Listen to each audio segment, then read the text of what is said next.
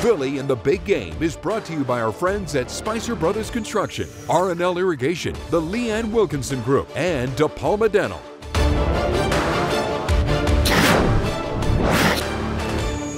Hey there everybody, Bill Mich here in Minnesota for Philly in the Big Game. So let's talk about the Big Game for just a moment. This year was supposed to be different. This was supposed to be the first time the host city of the Super Bowl had their home team playing on their home field for that Lombardi Trophy. The Vikings, they basically had their ticket punched to Super Bowl 52, but the Eagles, they had different plans. So now you could say that the Eagles are a little bit in hostile territory for this week.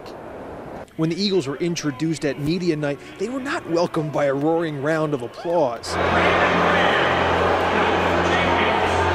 And you better believe the Eagles heard those fans. It all makes it feel like a hostile environment here in Minnesota. Oh, it does. I think Minnesota is still kind of upset from last week. I mean, I felt like we got past that, but they're trying to hold on to it. I expect that they're not going to be clapping for us and we just beat them. So, we probably are. You know, Vikings, they had a good team. But, hey, one of us had to move on.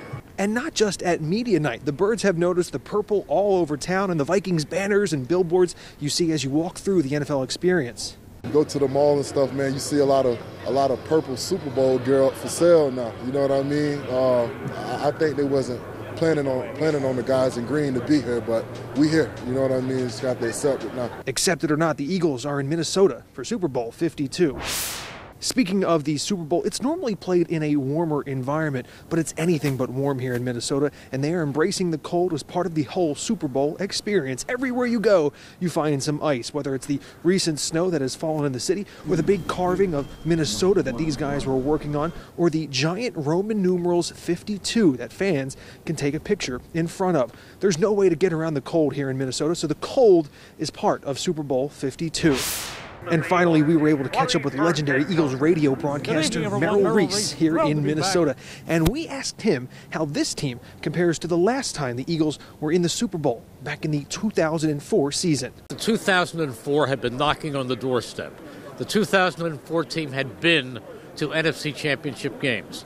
This is a team that came out of nowhere, that nobody expected to, even if they were at their best, get further than challenge for a playoff spot or the division title. But they not only got to winning the division, I mean, that team right now is 15-3.